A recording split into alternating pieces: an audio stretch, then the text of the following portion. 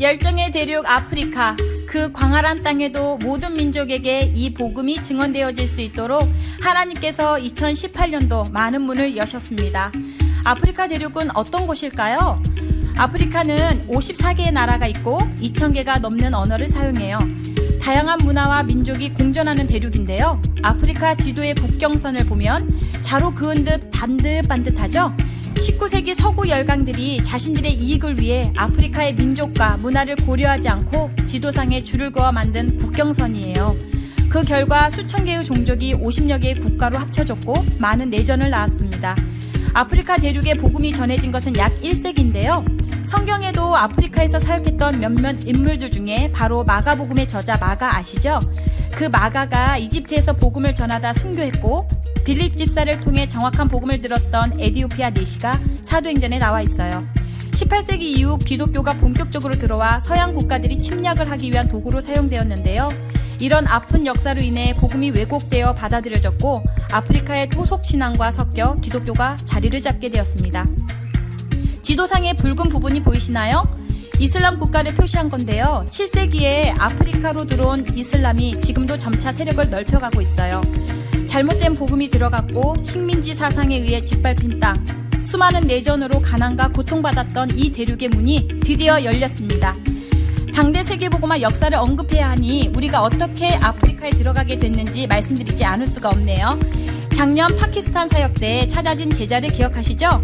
다르샤 목사님을 통해서 만나진 케냐 존 목사님이 성경의 복음을 받으셨고 그분을 통해 12월에 케냐와 우간다에 들어갈 수 있었답니다. 그때부터 아프리카가 폭발적으로 일어나 올해 30개국의 나라에 이 복음이 증언되었습니다. 지금부터 올해에 들어갔던 아프리카 6개국의 사역을 짤막하게 보고해 드릴게요. 먼저 1월엔 하나님께서 탄자니아와 나이지리아 문을 여셨는데요. 케냐 존 목사님을 통해 예수가 그리스도라는 복음을 들으신 찰스 매튜 목사님은 즉시 탄자니아에도 이 복음을 증언해달라고 한국팀에게 요청하셨습니다. 한국을 떠난 지 35시간 만에 도착한 탄자니아 숙소는 벌레가 반겨주는 허름한 곳이었는데요. 몸은 피곤했지만 마음은 사역지에서만 느낄 수 있는 행복. 다들 아시죠? 탄자니아 집회에는 콩고와 부룬디, 르완다의 목사님들께서도 함께 참여하셨는데 작년 우간다에서 찾아진 에코파의 목사님의 고백을 잠깐 들어볼까요? 공허했던 것이 이 복음으로 채워졌습니다. 깊이 있게 목회자들에게 메시지를 전달하고 있고 함께 현장에 나가 전도합니다. 이제까지 제 각각의 사역을 펼치고 있었는데 이제 자연스럽게 이 복음으로 하나가 되고 있습니다. 집회엔 약 10여 개의 교단에서 100여 명의 제자들이 참여했는데요. 오신 분 대부분이 영어를 잘하지 못하셔서 거의 스와힐리어로 메시지를 진행했습니다. 대부분 잘 들으셨지만 특히 부룬디의 릴리라는 목사님은 이렇게 고백하셨습니다. 저는 부모님과 형제 5명을 전쟁으로 다 잃었습니다. 8살 때부터 노숙 생활을 하다가 주의 은혜로 예수님을 만났고 목회자가 되었습니다. 또 고아들의 사역도 하고 있습니다. 이 메시지는 부룬디에 정말 필요한 메시지입니다. 이것을 내 나라의 청소도시 쏠 것입니다. 집회를 준비해 주셨던 찰스 매튜 목사님은 말씀을 깊이 받지 못하셔서 안타까운 마음에 조언을 드렸는데요. 다음날 아침 할 말이 있다며 한국팀 숙소로 찾아오셨습니다. 밤새도록 하나님께서 그분의 영혼을 움직이신 거죠. 어제 밤 한숨도 자지 못했습니다. 아주 오래전에 어떤 분이 와서 나를 도와주는 꿈을 꿨는데 그땐 그게 무엇인지 이해하지 못했습니다. 어제 저녁 조언을 해주실 때 그 꿈이 생각났습니다. 제가 도움받아야 하는 것이 바로 이것이라는 것을요. 밤새 많은 생각을 했고 아침에 주님께 감사를 드렸습니다. 저는 정말 도움이 필요합니다. 4일간의 집회를 통해 찾아진 르완다의 파스칼 목사님의 고백도 함께 들어보실까요? 그렇지 않아도 사람들이 다른 복음을 전하는 것이 제게 고통이고 큰 고민이었습니다. 요즘 목사님들은 목회를 비즈니스로 하는 경우가 많습니다. 정확한 시기에 제게 계시가 되었습니다. 이 복음을 통해 부흥이 일어날 것입니다. 사람들은 새로운 예수를 찾는데 이것이 올바른 복음이고 이 복음을 통해 많은 사람들을 돕고 싶습니다. 그 후 2월 파스칼 목사님을 비롯해 찾아진 현지 제자들 중심으로 르완다 집회가 진행되었습니다. 케냐, 우간다, 나이지리아, 탄자니아, 부룬디, 콩고 민주공화국, 르완다뿐만이 아니라 토고, 베냉, 카메룬, 잠비아, 짐바브웨, 남아프리카 공화국 등 13개의 아프리카 국가가 집회에 참여해 복음을 전달받았고 많은 현지 제자들이 찾아지는 응답이 있었습니다. 사역에 들어간 두 번째 나라는 어디서 나이지리아, 이 나이지리아. 작년 케냐 집회에서 만난 나이지리아 폴목사님께서 이번 집회를 준비해 주셨는데요. 아주 외향적인 성격으로 많은 곳에 문을 열어주셨죠. 나이지리아뿐 아니라 목사님을 통해 메시지를 받은 주변 국가분들이 참석을 하셨고요. 토고, 베냉, 카메룬, 가나 등 서부 지역에서도 문이 많이 열렸습니다. 그분들을 위해 혹시 나이지리아 집회 후 바로 가나 집회를 진행해볼까 고민도 했지만 이런 가나에서 비자를 받는다는 것이 너무 어려워서 결국 연이어 사역이 이루어지지 않았습니다. 나이지리아에서는 극단적 이슬람 무장단체인 보코하람이 활동하고 있는데요. 학교에 침입해 학생 300명을 납치하기도 했고 쇼핑센터를 테러하거나 10살도 안 된 아이들에게 총 쏘는 법을 훈련시켜 테러범으로 만드는 단체입니다. 나이지리아의 절반이 기독교이고 절반이 이슬람이다 보니 충돌이 많지만 이런 상황에도 불구하고 교회들은 치유, 기적, 번영 신학으로 뒤범벅되어 있는 상황입니다. 바로 이런 나라에 예수가 그리스도라는 복음이 전달된 거죠. 집회가 진행되는 중에도 메시지를 보냈던 여러 도시와 나라에서 전화가 와 자신의 지역에 와서 집회를 해달라고 요청이 들어올 정도로 하나님께서 빠르게 일하고 계셨습니다. 나이지리아인이지만 라이베리아에서 사역을 하시는 프랭스 목사님이 집회 중간에 찾아오셔서 하신 고백입니다. 전쟁 후 라이베리아 사람들은 무엇을 전해도 믿으려고 하는 갈급한 상태이기에 재산을 다 팔고 그곳에 가서 복음을 전했습니다. 하지만 목회자들은 너무나 틀린 것을 전하고 있습니다. 많은 단체와 목회자들이 동역을 제안했고 많은 돈을 모을 기회가 있었지만 거절했습니다. 돈이 저를 움직이지 못합니다. 오늘 이 복음을 듣고 제 마음이 완전히 무너져 내렸습니다. 이것을 원했습니다. 여기에 시간과 모든 것을 투자할 준비가 되어 있습니다. 참여한 대부분의 목사님들께서 복음을 기쁘게 받으셨는데요. 메시지 중간에는 은혜를 받는 분들이 일어서서 고함을 지르는 바람에 잠깐 메시지를 멈춰야 하는 해프닝도 있었습니다. 아프리카에 처음 들어온 지 겨우 한 달이 지났는데 이미 10개국이 넘는 나라의 제자가 찾아졌으니 우사인 볼트보다 빠른 이 속도를 누가 멈출 수 있을까요? 그 속도를 느낄 때마다 감사하면서도 긴장이 됩니다. 하나님께서 이 정도로 급하신데 이 속도를 우리가 감당할 수 있을지 무릎을 꿇고 기도하지 않을 수가 없습니다. 4월 한국에서 진행된 꿈불의 마라나타 집회 직후 지금 소개해드릴 세 나라의 사역이 연이어 진행되었는데요. 복음에 반응한 소수의 제자들만 초청해 이분들이 변질되지 않고 선명하게 복음 속으로 들어갈 수 있도록 발빠르게 집회를 연 것입니다. 접근성이 좋은 남부 아프리카의 짐바브웨, 서부 아프리카의 토고의 집회가 계획되었는데 하나님께서는 우리가 생각하지 못했던 가나의 문도 여셨습니다. 뭐야? 세 번째 사역보고 나라는 뭐야? 바로 짐바브웨입니다.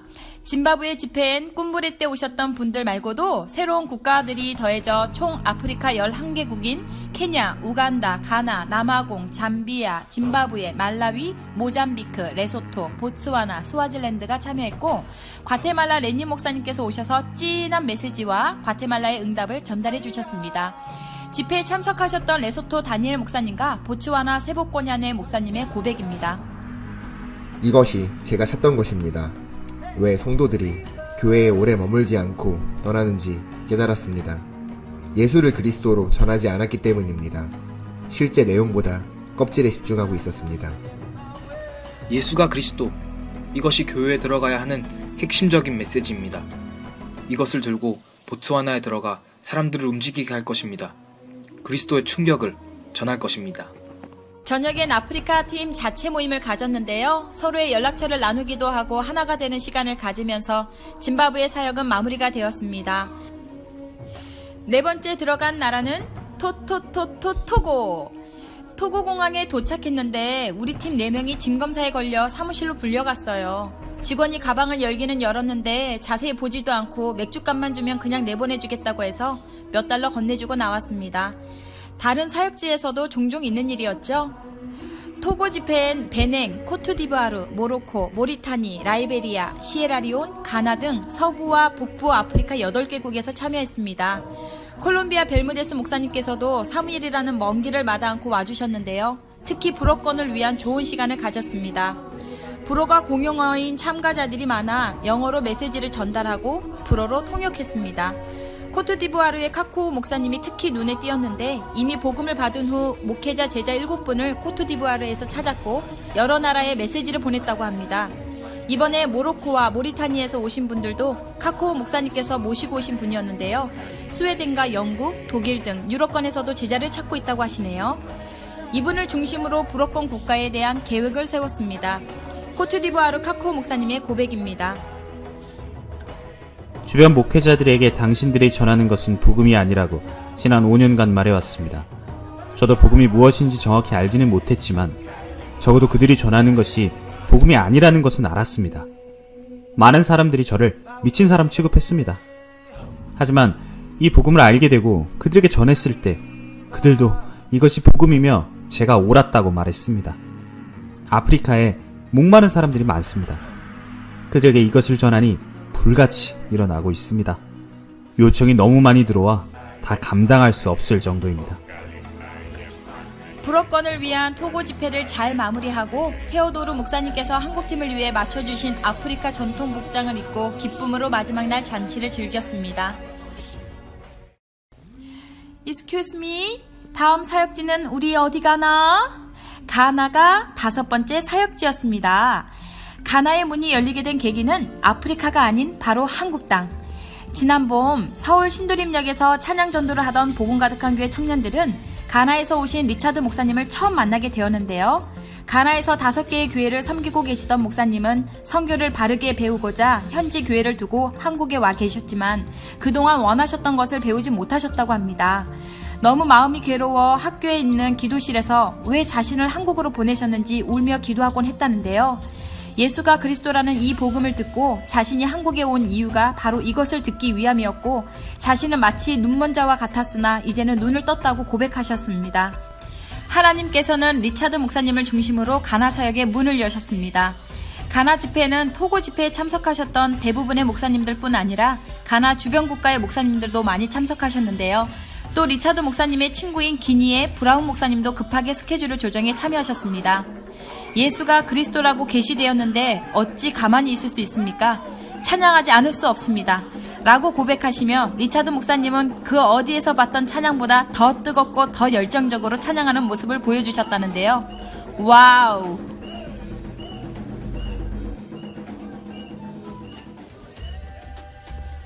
집회에 참여하신 가나 목사님들이 이 복음을 받을 수 있도록 하나님께서 앞서 작업하심이 확인되었습니다.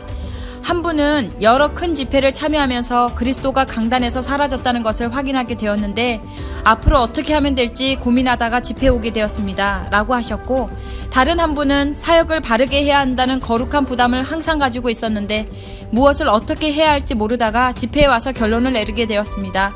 등등의 솔직한 고백이 쏟아져 나왔습니다. 가나의 중요한 팀들이 세워지게 되었습니다. 모든 집회 후 리차드 목사님 교회에서 우리 팀과 한국의 교회를 위해 맞춤옷과 초콜릿, 액세서리 등의 선물로 고마운 마음을 표현하셨는데요. 복음을 받고 얼마나 기뻐하시는지 또 한국 교회에 얼마나 감사하고 계시는지를 느낄 수 있었습니다. 꿈불의 이후 경제난으로 사역을 진행하기는 쉽지 않았지만 주님의 은혜로 새 나라의 집회를 하고도 여러 나라 제자들의 경비를 지원할 수 있었습니다. 약 2주의 사역 동안 9개국의 새로운 제자들이 찾아져 연결된 아프리카 국가가 30개가 넘었습니다. 드디어 아프리카 시대가 열렸습니다.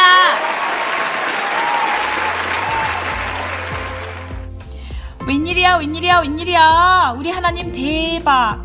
에티오피아에서 아프리카 두라노데이가 열렸습니다. 올해 마지막 사역지였던 에티오피아에서 아프리카의 첫 두라노데이가 진행되었는데요. 아프리카의 30여 개의 국가에서 참여했을 뿐 아니라 특별히 유럽의 영국, 노르웨이, 스웨덴 이 세 나라에서도 복음을 받으실 분들이 초청되었고 쿠바와 콜롬비아, 국가 한국에서도 참여했습니다. 아프리카 대륙 여러 곳에서 복음이 빠르게 확산되다 보니 몇 가지 문제가 생겼는데요. 첫째로 복음에 충격은 받았지만 깊은 이해가 없는 분들이 많다는 것이었습니다. 섞인 복음을 전하거나 예수가 그리스도라 외치면서 사람들을 넘어뜨리며 신비 체험을 강요하는 경우가 종종 있었거든요. 둘째로는 복음을 제대로 받은 분들도 다른 대륙의 사역을 제대로 본 적이 없으니 복음을 자신들의 사역에서 어떻게 풀어낼지 잘 모르는 상태였고, 셋째로는 올바른 리더의 부재로 아프리카 제자끼리 하나가 되지 못하고 있었습니다. 이번 두란노 대회를 통해 찾아진 제자분들에게 성경의 복음을 깊이 있게 전달하고 바르게 사역할 수 있도록 중남미의 응답을 아프리카에 전달하는 것이 중요한 목표였습니다. 따라서 조성훈 목사님께서 12강을 통해 복음을 깊이 있게 설명하셨고, 그 외의 시간은 쿠바와 콜롬비아 두 분의 목사님이 메시지와 중남미 사역 보고를 해주셨습니다. 집회 중간중간마다 중남미 분들과 아프리카 분들이 소통하고 교제하는 시간을 가지기도 했고요. 집회 첫날 오후 작은 해프닝이 있었는데요. 집회 장소와 음식 등 불평불만을 하는 분들이 조금 있었습니다. 이를 본 리더급의 목사님들이 자체 모임을 가지고자 요청하셨고, 그 모임을 통해 서로에게 주의를 준 것입니다. 참여하신 분들에게 에코파의 목사님께서 이렇게 말씀하셨다고 합니다. 이들은 우리만이 아니라 전 세계를 돕고 있습니다. 그들이 이미 해준 것에 대해 감사해도 부족한데 우리는 계속 요청만 하고 있습니다. 그들이 가진 모든 것을 가지고 우리에게 왔고 모든 것을 우리에게 주었습니다. 이것이 복음입니다. 아프리카 대륙을 위한 새 리더를 공식적으로 세울 좋은 타이밍으로 보였습니다. 사실 케냐의 존 목사님께서 그동안 아프리카 대륙의 리더로 많은 문을 여셨지만 자신의 교단에 매여 다른 나라를 살리는 사역은 거의 하지 못하셨거든요. 그리고 이번 두란노 대회도 교단의 행사로 인해 오지 못하셨습니다. 코트디부아르의 카코오 목사님은 어떻게 이 복음으로 내 나라와 아프리카 전체를 살릴까 계속 고민하시며 도전하셨고, 그 결과 벌써 10여 개국에서 제자를 찾으셨다고 합니다.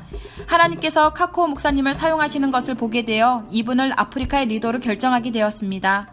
결과적으로 보았을 때 너무나 정확한 하나님의 인도였습니다.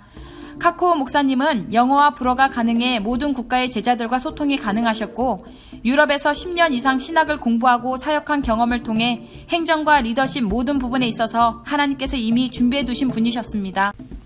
무엇보다 이 복음을 깊이 받았고 하루 중 15시간을 당대 세계복음화를 위해 실질적으로 사용하고 계신다며, 아프리카는 이제 걱정 마십시오. 중남미가 5년이 걸렸다면 아프리카는 복음을 채우는 데는 3년이면 될 것입니다. 라고 당당하게 이야기하셨습니다. 또한 자체적으로 서부, 동부, 남부, 북부 각 권역별로 리더들이 세워졌고요. 보고체계와 함께할 미래의 사역도 논의되었습니다. 요청한 것도 아닌데 그동안 고민해온 코트디부아르 전략을 우리에게 나눠주시면서 아프리카 복음화를 위한 제안들도 2시간에 걸쳐 쏟아내셨습니다. 유럽에도 큰 문이 열렸는데요. 영국, 스웨덴, 노르웨이에서 온 목사님 3분이 각각 깊이 복음을 받으셨고, 영향력이 있는 분들이라 이분들을 통해 아주 급하게 유럽의 문들이 열릴 것으로 예상되었습니다. 잠깐 유럽 사역을 담당하실 3분의 목사님 고백을 들어보실까요? 처음에 카코오 목사님을 통해 교제를 받았을 땐 큰 감동이 없었습니다. 하지만 계속 권유하셨고 집중해서 교제를 읽었을 때 이것이 말세에 꼭 필요한 메시지임을 깨닫게 되었습니다. 지금 런던은 소돔과 고모라와 같습니다. 죄가 넘쳐나고 모슬렘으로 채워지고 있습니다. 하나님, 답이 무엇입니까? 라고 기도했었고, 이 집회에 오자마자 답을 찾았습니다. 계시는 우리 마음에 하나님께서 주시는 것입니다. 다른 사람들의 의견을 묻거나 확인받으려고 하지 마십시오. 계시를 잡고 달리시길 바랍니다. 한국팀이 보내준 유튜브의 영상과 교재를 보고 또 보았습니다. 항상 무언가가 부족하다 느끼고 있었기에 너무나 큰 답이 되었습니다. 집회가 있었던 지난 3일은 제 인생이 완전히 바뀌는 시간이었습니다. 한 자리에서 이렇게 많은 계시를 받은 적이 없었습니다. 이 집회에 오게 된 것은 치밀하게 계획된 하나님의 역사의 결과입니다. 노르웨이에 많은 목회자와 선교사들이 연결되어 있고 그들에게 이것을 전할 것입니다. 두란노 대회 후 제자들을 배웅하는데 모로코의 마크 목사님과 모리타니 코피 목사님께서 기도 요청을 해오셨습니다. 모로코는 99%, 모리타니는 100%가 이슬람교로 복음을 전하면 사형을 당할 수도 있는 그런 나라라며 그곳에서 목숨을 걸고 복음을 전하고 있는 분들이 주님의 재림을 보고 싶다라고 고백하셨는데 그 고백이 우리에게 너무나 묵직하게 다가왔습니다. 추가적으로 에티오피아 목회자와 신학생 30여 명을 대상으로 집회를 진행했습니다. 아프리카 권역 리더분들을 일부러 남겨 메신저로 세웠고 이들의 중심을 확인하는 시간이 되었을 뿐 아니라 중남미 제자들과 깊이 소통하는 기회가 되었습니다. 참여한 신학생들이 에티오피아 주변 국가들로 가겠다고 서원하는 시간이 있었는데요. 소말리아, 지부티, 에리트레아, 예멘, 남수단 등 이슬람 영향이 강하고 어려운 국가들인데도 불구하고 각자가 한 나라씩 맡아 제자를 찾은 후 내년 초에 집회를 하는 것으로 계획을 세웠습니다. 마지막으로 에티오피아에서 받은 큰 선물은 중국이었습니다. 에티오피아 집회에 참석한 세 분의 중국 제자들이 깊이 은혜를 받으셨고 그곳에서 바로 다음 중국 사역의 계획을 세우는 하나님의 인도가 있었습니다. 2018년 3번에 걸쳐 아프리카 사역을 진행할 때 어렵지 않았던 사역은 하나도 없었습니다. 매 순간 하나님께서는 합리적이고 상식적인 것을 뛰어넘어 믿음을 요구하셨는데요. 예수님을 나의 그리스도로 믿는 믿음, 그 믿음으로 살아내기를 원하시고 순종할 때에 하나님께서는 자신을 더 계시하시고 자신의 일을 감당할 수 있도록 허락하셨습니다. 2017년 12월 처음 아프리카 땅을 밟았는데 2018년 12월 현재 36개국의 나라에서 제자가 찾아졌습니다. 중남미에 들어간 후 첫 두란노 대회가 진행되기까지 3년이 걸렸지만 아프리카에서는 1년 만에 진행될 정도로 하나님께서 빠르게 문을 여셨습니다. 또한 스스로 사역을 진행할 수 있는 팀이 구성되었고 신뢰할 수 있는 리더도 세워졌습니다. 2019년도엔 각 권역별로 더 세밀하게 사역이 진행될 것이고 찾아진 제자들은 하나가 되어 서로의 나라를 돕고 또 새로운 나라에서 제자를 찾는 일이 일어날 것입니다. 당장 내년 2월에 남수단에서 주변 국가 제자들을 찾아 집회를 진행하게 됩니다. 한국팀 없이 아프리카 팀 자체적으로 진행하는 사역인데요. 마지막 때에 불과 같이 복음을 전하고 주의 재림을 준비할 대륙, 아프리카를 위해 계속해서 기도해 주시길 부탁드립니다.